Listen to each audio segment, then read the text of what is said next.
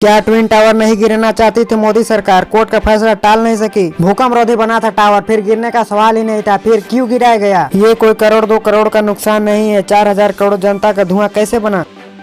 जिस वक्त भारत में ट्विन टावर गिराया जा रहा था, उस समय पाकिस्तान सहित दुनिया भर में यह तस्वीर देखी जा रही थी। जिस देश में हर परिवार को छत देने का सबसे बड़ा सपना हो, देश में 950 फ्लैट क्यों तोड़ दिए गए? सुप्रीम कोर्ट के आदेश पर सरकार कोई भी याचिका क्यों नहीं लगा पाई?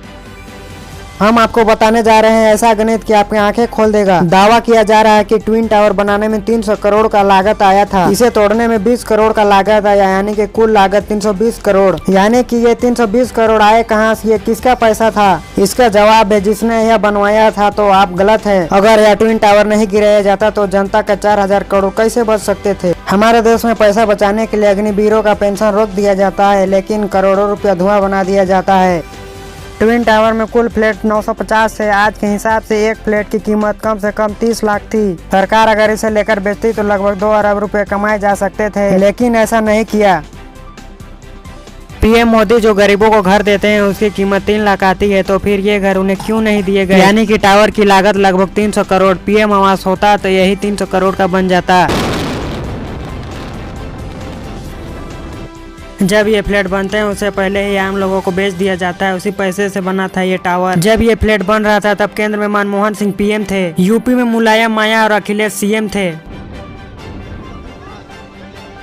देश का गजब सिस्टम है। टावर गिराया गया लेकिन किसी भी अधिकारी पर गाज क्यों नहीं गिरी? सुपरटेक बिल्डर की तरफ से जवाब आया कि उसे फर्क नहीं पड़ता, हमारा काम नहीं रुकने वाला है। ट्विन टावर का निर्माण नोएडा डेवलपमेंट अथॉरिटी की मंजूरी मिलने के बाद ही किया गया था और इसमें कोई छेड़छाड़ नहीं की गई थी। ट्विन टावर के ध्वस्त होने से उनकी दूसरी रियल एस्टेट परियोजनाओं पर कोई असर नहीं पड़ेगा। समय से खरीदारों को घर दिए जाएंगे। ये कोई पहली तस्वीर नहीं है। गांव में लोग घर बनाते हैं, भाई भाई के बंटवारे में घर गिरा दिए जाते हैं, फिर यहाँ गिरा तो सवाल क्यों उठा रहे हो? सुप्रीम कोर्ट को पता लगवाना था किस अधिकारी ने यह पास किया, वो कहाँ है। फिर पता करना था सरकार में भ्रष्टाचार का यह टावर कैसे खड़ा हुआ। फिर पता करवाना था सरकार का इसमें क्या भूमिका थी, क्योंकि ये टावर 1-2 साल में नहीं बना है। 2004 में जमीन आवंटित हुई और 2012 तक काम चलता रहा। मतलब कई साल, कई अधिकारी, कई सरकार, लेकिन क्या कुछ जिम्मेदार नपा नहीं। इसीलिए कहते हैं ताली बजाने के चक्कर में सवाल पूछना मत भूल जाइए, नहीं तो सिस्टम मिलकर जनता को घून बना देती है। अमेरिका या चीन में यह फ्लैट होता तो इसे गिराया नहीं जाता, इसकी उपयोगिता तय की जाती। मीडिया ने भी ट्विन टावर पे चढ़कर रिपोर्टिंग की, लेकिन जनता सवाल नहीं पूछा। जनता को समझ नहीं है भूख मिटाने के लिए मोदी सरकार मुफ्त में राशन देती है। उस देश में हजारों करोड़ धुआं क्यों बना दिया? उन फ्लैट को सरकार बेच सकती थी, कई हजार करोड़ कमा सकती थी। जो अधिकारी जिम्मेदार है उसे तुरंत कुर्सी से उतार कर जेल भेज दे सकते थे।